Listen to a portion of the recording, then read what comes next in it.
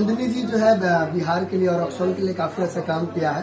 Commerce के छात्रा है और इनका जो 467 नंबर आया है, तो हमारे इंडियन टाइम्स न्यूज की तरफ से जो है इनको मेडल पहनाया जा रहा है। काफी खुशी की बात है, ये रक्सौल का नाम कर रही है।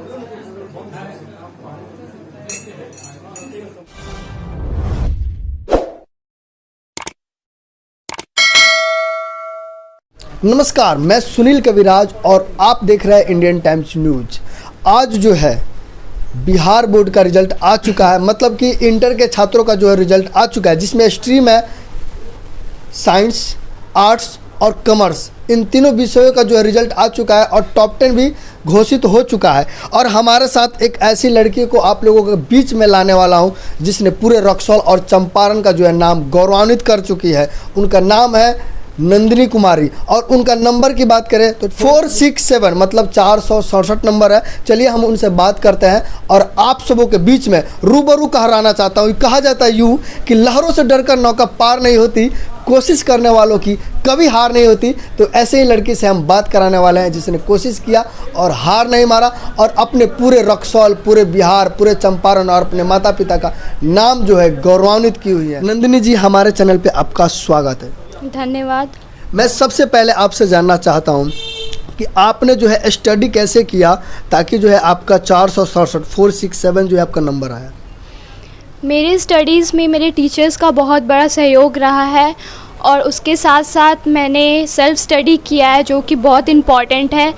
मैं बुक्स ख़रीद के खुद से पढ़ती थी और साथ ही साथ यूट्यूब से मैंने तैयारी की और मेरे टीचर्स द्वारा मुझे जैसे कुछ डाउट्स होते थे तो मैं उनसे जाके पूछती थी, वो मेरे डाउट्स को क्लियर करते थे, जिसके कारण मुझे आगे पढ़ने में दिक्कत नहीं होती थी। और साथ ही साथ मेरी बड़ी बहन, जिसने मुझे बहुत सपोर्ट किया, वह मुझे हर पल हर रास्ते पे गाइड करते रही कि क्या पढ़ना है, कैसे प्रिपेयर करना है। तो वैसे पढ़ के, सेल्फ स्टडी करके, टीचर्स के सहयोग से, फैमिली के कोऑपरेशन से मैंने इतने अंक प्राप्त किए। आगे मैं आपसे जानना चाहूँगा कि पूरे साल जो है आपके पढ़ाई का शेड्यूल, टाइम टेबल क्या था और साथ में जो है घर के काम भी आप कैसे करती थी पढ़ाई के साथ साथ। मैं ये बताना चाहूँगी कि मैं घर के काम नहीं करती थी।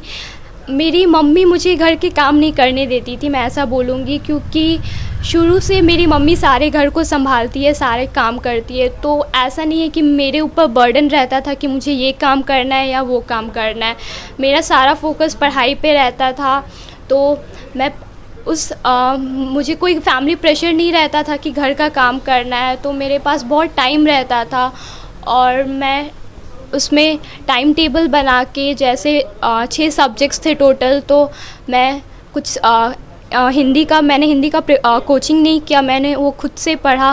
तो हिंदी के बुक्स ख़रीद के उसको पार्ट बाय पार्ट पढ़ के, और जैसे मुझे कुछ डाउट्स होते थे या फिर कुछ चैप्टर्स नहीं समझ में आते थे तो मैं यूट्यूब से समझती थी, या फिर मेरे कुछ फ्रेंड्स हैं वो लोग भी बहुत अच्छे हैं, मुझे गाइड करते हैं। तो मैंने उनके हेल्प से भी पढ़ा और साथ ही साथ मेरे टीचर्स लोग ने मुझे बहुत सपोर्ट किया। अभी आपका जो है स्ट्रीम है कॉमर्स है, तो कॉमर्स की तैयारी जो है आपने कैसे किया है घर पे, क्योंकि पूरे साल जो है लॉकडाउन रहा है।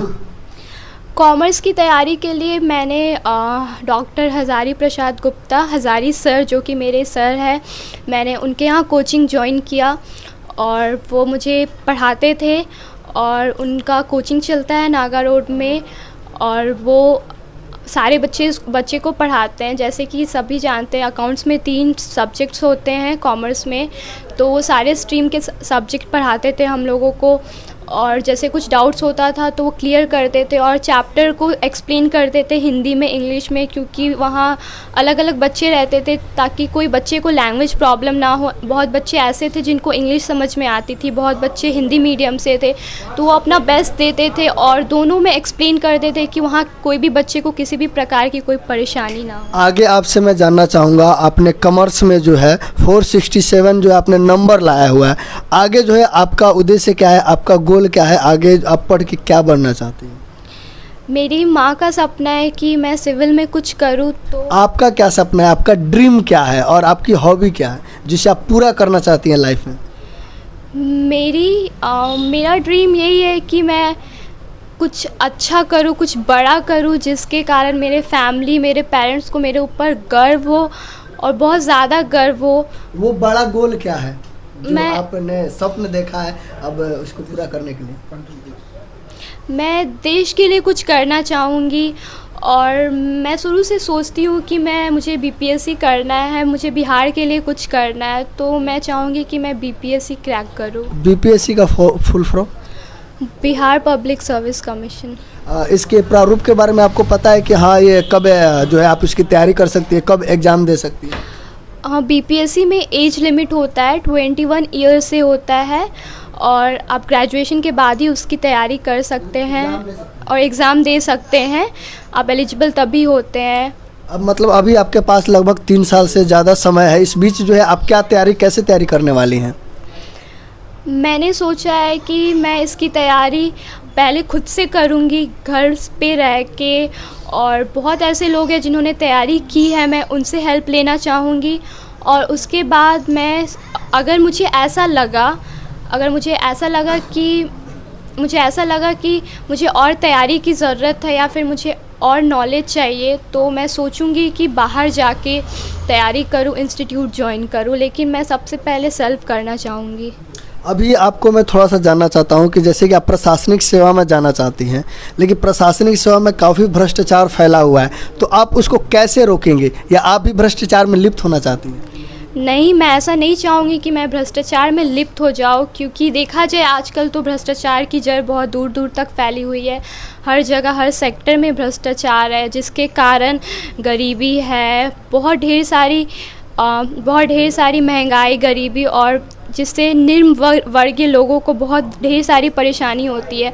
तो मैं उन लोगों के लिए कुछ ऐसा करना चाहूँगी कि वो एक अच्छा जीवन जी सके। उनके लिए कुछ ऐसा करना चाहूँगी कि उन्हें ना लगे कि वो इस देश में रह के उनका कोई स्थान नहीं या उनका कोई वजूद नहीं। मैं आपसे आगे जानना चाहता हूँ, आप जो इतना अच्छा खासा नंबर लाई हैं, इसमें क्रेडिट आप जो है किनको देना चाहेंगे? मैं सर्वप्रथम ये क्रेडिट अपने माता पिता को देना चाहूँगी और मेरी बड़ी बहन नेहा कुमारी, उसको भी देना चाहूँगी, और साथ ही साथ मेरे जो गुरुजन हैं, सारे गुरुजन, उनको देना चाहूँगी, जिनका बहुत ही बड़ा सहयोग रहा है मुझे यहाँ तक लाने में।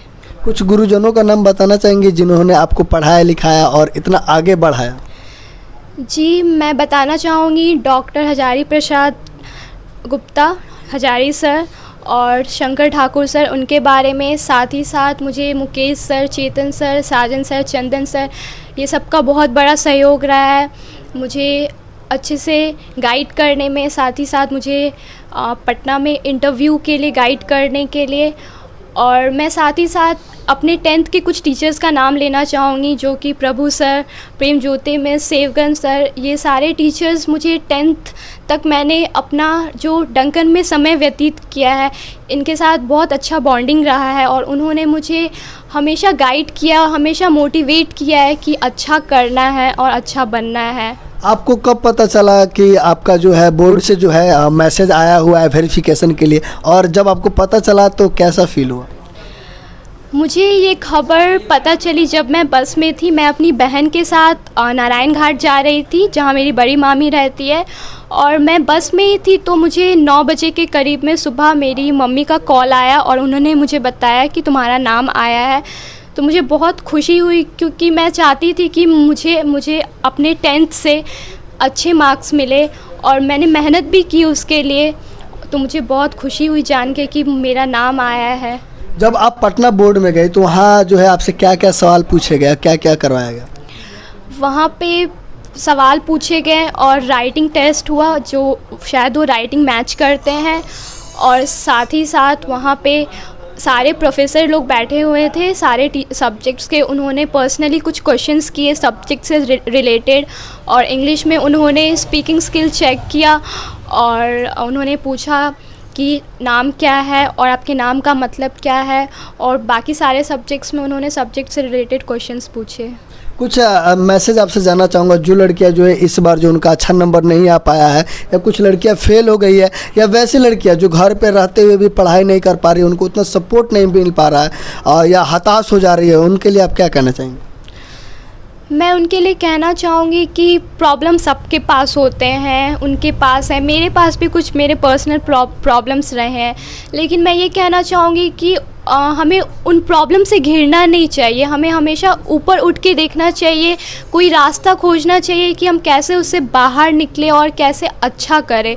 तो प्रॉब्लम सबके पास रहती है, लेकिन हमें उन प्रॉब्लम में नहीं बनना चाहिए, उनसे ऊपर उठ के कोशिश करनी चाहिए, क्योंकि कोशिश करने वालों की कभी हार नहीं होती। चलिए, कोशिश करने वालों की कभी हार नहीं होती, लेकिन ये बहुत बड़ा सवाल है कि अगर पेरेंट्स ही जो है उनको घर से बाहर नहीं निकलने दे, पढ़ने में सपोर्ट नहीं करे, तो फिर कैसे करेंगे, वो क्या करेंगे?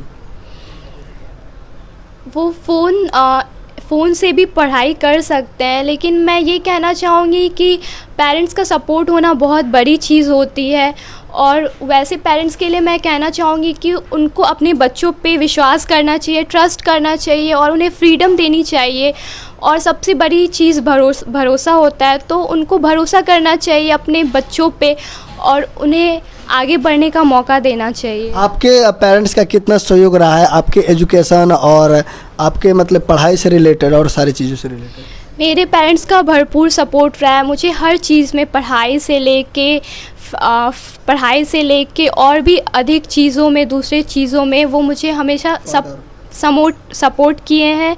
और वो हमेशा मुझे दबा के नहीं रखते हैं, वो मुझे जो करना है मुझे करने की आज़ादी देते हैं। सबसे ज़्यादा हेल्प जो है आपको किन से मिली है घर में, फैमिली मेम्बर में? मुझे सबसे ज़्यादा सपोर्ट घर में अपनी बड़ी बहन से मिली है, नेहा कुमारी, जिन्होंने पिछले साल ही अपनी इंटरमीडिएट का एग्ज़ाम दिया था। वो भी कॉमर्स फैकल्टी से थी, तो उन्होंने मुझे बहुत अच्छे से गाइड किया और वो खुद चाहती थी कि मेरी बहन मुझसे ज़्यादा अंक लाएँ, तो मैंने लाया और उसे बहुत खुशी है इस बात की। वो फ़िलहाल हम लोग के साथ अभी नहीं है, वो बाहर गई हुई है, लेकिन मैं उन्हें बहुत धन्यवाद देना चाहूँगी। हमारे वीडियो के माध्यम से दर्शकों और लड़कियों को, छात्रों को, स्टूडेंटों को आप क्या जो है सलाह देना चाहेंगी? मैं ये बताना चाहूँगी कि लड़कियों में भी आज के सोसाइटी बस लड़कों को मौका देते हैं आगे बढ़ने के लिए, लेकिन लड़की को दबा के रखते हैं। लेकिन मैं ये कहना चाहूँगी कि लड़कियों को दबा के नहीं रखना चाहिए, उन्हें भी आज़ादी देनी चाहिए, क्योंकि आजकल देखा जाए तो लड़कों से अधिक लड़की आगे बढ़ सकती है, कर सकती है। तो उन्हें पूरा सपोर्ट मिलना चाहिए, पेरेंट्स के साथ साथ सोसाइटी का सपोर्ट भी मिलना चाहिए, तो वो आगे बढ़ सकती है। चलिए, आपने मुझे समय दिया और बात की, इसके लिए बहुत बहुत धन्यवाद।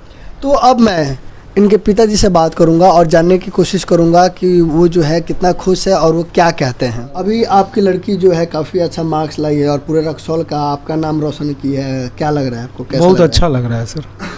वैसे माता पिता के बारे में आप क्या कहना चाहेंगे जो अपने बच्चियों को, लड़कों को जो है आगे बढ़ने का मौका नहीं दे पाते हैं? देखिए, वैसे माता पिता को हम यही सर कहेंगे कि लड़का लड़की में कोई भेदभाव नहीं करना चाहिए, हर को एक चांस मौका देना चाहिए। और लड़के से आज लड़की बहुत अच्छा आज के दिन परफॉर्मेंस कर रही है।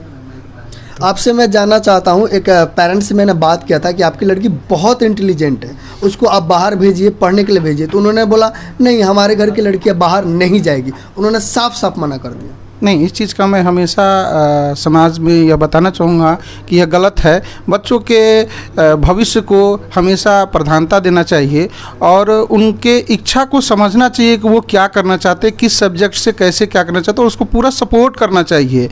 लड़की जो है किसी भी कंडीशन में आज के समय में समाज में पीछे नहीं है, और हमारी भतीजी नंदिनी कुमारी इस चीज़ को प्रूफ की है अपनी कड़ी लगन और मेहनत से पढ़ के 467 नंबर लाके। तो मैं उनसे यही कहूँगा कि उन्हें सपोर्ट करें, आगे पढ़ाने के लिए बाहर भेजे। समाज तभी डेवलप करेगा जब घर डेवलप करेगा, और घर डेवलप करेगा तब मोहल्ला, और मोहल्ला से समाज, समाज से देश। इसलिए हर कोई को अपना सोच में परिवर्तन लाना चाहिए और अपने बच्चों के लिए, कम से कम अपने बच्चों के लिए, मैं दोबारा इस बात को रिपीट कर रहा हूँ कि उन्हें अपना सोच ज़रूर से ज़रूर बदलना चाहिए। चलिए, आप लोगों ने समय दिया, बहुत बहुत धन्यवाद। अब मैं नंदिनी के थोड़ा माँ से बात करना चाहूँगा और जानते हैं वो इस बारे में जो है क्या कहती है। आपकी लड़की नंदिनी जो है इतना अच्छा जो है मार्क्स लाई है और नाम कर दिया है, इसके बारे में क्या कहना चाहेंगे? जी, मैं बहुत खुश हूँ कि मेरी बेटी इतना अच्छा मार्क लेके आई है कॉमर्स में, और मैं आगे यही कहना चाहूँगी सभी गार्जियनों से कि अपने बच्चों को आगे जितना हो सके, जितना पढ़ सके, बच्चे पढ़ने में जितना इंटरेस्ट है उसको ज़्यादा से ज़्यादा पढ़ाएं और आगे बढ़ने का उन लोग को मौका दे। घर पे जो है पढ़ाई के साथ साथ इनका व्यवहार कैसा है? व्यवहार सबसे सुशील है, अच्छी है, सबका बात मानती है, ऐसा नहीं है, व्यवहार उसका बहुत ही अच्छा है। और ये है सबसे मिलनसार है, सबसे प्यारी है। हाँ है, मतलब रात भर मेहनत करके पढ़ी है, इसलिए इतना अच्छा मार्क्स। जैसे कि आपकी लड़की ने अभी कहा है कि वो अफसर बनना चाहती है, बीपीएससी तैयार करना चाहती है, उसने खुद बोला है कि मैं अपने माँ के सपने को पूरा करना चाहती हूँ। कहीं ऐसा तो नहीं है कि आप जब स्टडी टाइम में थी तो आपको भी बीपीएससी की तैयारी करनी थी, लेकिन किसी कारण से जो है नहीं हो पाया? ऐसा नहीं है, मैं तो मतलब अकाउंट का तैयारी करना चाहती थी, लेकिन अब हम अपने बेटी को मतलब बीपीएससी का तैयारी करने का सलाह देती हूँ, क्योंकि मेरा सपना है कि मेरी एक बेटी जो है कलेक्टर पोस्ट पे जाए और अच्छे से मतलब परफॉर्म करें। कहीं ऐसा तो नहीं है कि अफसर बिटिया का जो है सपना आप भी पाल रखी है और सीरियल भी आता है अफसर बिटिया, उसी तरह आप अपनी लड़की को भी अफसर बिटिया बनाना चाहती हैं? और यही है, अफसर बनाना चाहते हैं हम बेटी को। चलिए बहुत बहुत धन्यवाद। तो चलिए हम नंदिनी जी के कुछ शिक्षक गण हैं, गुरु जी लोग हैं, उनसे हम बात करेंगे और जानने की कोशिश करते हैं कि वो क्या कहते हैं। हमारे साथ जो है नंदिनी के टीचर गण आ चुके हैं, बैठे हुए। हम इनसे जानना चाहते हैं, सबसे पहले हजारी सर से जानना चाहते हैं, जो जिनको पूरा क्रेडिट मिल रहा है कॉमर्स में। आपको कैसा लग रहा है कि आपकी छात्रा नंदिनी कुमारी जो है आपका नाम रोशन कर दी? बहुत बहुत बधाई हो पहले, सबसे पहले नंदिनी को, जिन्होंने हम लोग का नाम तो ऊपर की ही साथ साथ अपने परिवार और समाज, और इसको देख के सारे लोग रक्सौल में और एक्टिव होंगे। अभी तक 464 का रिकॉर्ड था रक्सौल में, जो इसने तोड़ने का काम किया है। इसके लिए इनको बहुत बहुत बधाई हो, बहुत बहुत धन्यवाद चाहता हूँ। आपकी छात्रा जो है रक्सौल में ब्रांड बन गई है, आखिर आपने पढ़ाया कैसे? देखिए, मैं 1984 में यहाँ रक्सौल में कॉमर्स शुरू किया था। उस समय लोग जानते भी नहीं थे, और बहुत मेहनत करके आज मैंने तो उस मंजिल पे पहुँचा दिया है कि आज कहीं से भी मेरे बच्चे पीछे नहीं रहने वाले हैं। ये बराबर का रिकॉर्ड है कि हर साल मेरे बच्चे आते हैं आगे, निश्चित आते हैं। बस उनसे यही रिक्वेस्ट और गार्जियन से मैं करता हूँ कि आपके बच्चे मेरे यहाँ रेगुलर आएँ। रक्सौल में ब्रांड, इंग्लिश में ब्रांड कोचिंग सेंटर कहे जाने वाले इस इंग्लिश क्लासेस के शिक्षक जो है चंदन जी, आप जो है अपनी छात्रा के बारे में क्या कहना चाहेंगे, क्योंकि उसने जो आपको क्रेडिट दिया है खासकर? देखिए, बहुत बहुत धन्यवाद, और साथ ही साथ नंदिनी को और उसके पूरे परिवार को, माता पिता को ढेर सारी बधाई है। और नंदिनी जो है, मैं इतना बताना चाहूँगा कि मेरे से ये पढ़ी नहीं है, लेकिन मैं इसके फैमिली को बहुत पहले से जानता हूँ। जैसे इसको बिहार बोर्ड से फ़ोन आया था तो मेरे पास भी कॉल गया कि हाँ सर, चूँकि अपने इंस्टीट्यूट से और सारी भी छात्राएं थी जो साथ में जाने वाली थी, तो हम लोग साथ में ही पटना गए। इधर से पूरी रात में, ये तो खुद इतना परेशान थी, नेपाल से आई, फिर हम लोग साथ में गए, इंटरव्यू दिए, फिर उधर से सारे लोग साथ में आए। तो बहुत अच्छा एक्सपीरियंस था, और इतने समय में तो हम लोग ज़्यादा हिल मिल गए, और इतना उम्मीद था कि बहुत ही बेहतरीन रिजल्ट लेकर के आएगी। और वहाँ इंटरव्यू से जैसे निकली तो बाहर तो हमारा खुद इंटरव्यू इसके साथ हुआ था कि अंदर तुमसे क्या क्या पूछा गया। तो खुशी की बात है कि रक्सौल जैसे इलाके में, जहाँ 2 नंबर की चर्चाएँ ज़्यादा होती है और एजुकेशन की चर्चा कम होती है, वहाँ हजारी सर जैसे भी लोग हैं जिन्होंने जो है कॉमर्स कहिए या शिक्षा का जड़ इन्होंने लगाया। आज वो बड़ा पेड़ बन चुका है, और जिसके फल जो है आज हम सभी शिक्षकों को प्राप्त हो रहा है। तो इनको भी तहे दिल से बहुत बहुत बधाई है, और साथ ही साथ नंदिनी को, इसके पिता को। और भविष्य में हम चाहेंगे कि नंदिनी जैसी और भी लड़कियां रक्सौल से निकले, और आगे चल करके जहां अखबार के पेजेस में आता है कि रक्सौल से हाँ गांजा पकड़ाया, चरस पकड़ाया, स्माई पकड़ाया, वहाँ एजुकेशन का बने, और उसमें ये लिखा जाए कि रक्सौल के छात्र छात्रों ने जो है बिहार में नाम रोशन किया। तो यही उम्मीद है। चलिए बहुत बहुत धन्यवाद। तो आपने देख लिया, अभी मैं नंदिनी के घर पे हूँ, और सारे फैमिली में जो है मतलब यूँ को ये बहुत ज़्यादा खुश है, अंदर ही अंदर इतने खुश है कि मतलब बयान नहीं हो पा रहा है। और नंदिनी भी काफ़ी खुश है, और रक्सौल का जो है नाम रोशन हो चुका है। रक्सौल में ये पहली छात्रा है जिसने रिकॉर्ड तोड़ अंक लाए हुए हैं। कैमरामैन भैया जी के साथ मैं सुनील कविराज, और आप देख रहे हैं Indian times news. Thank you.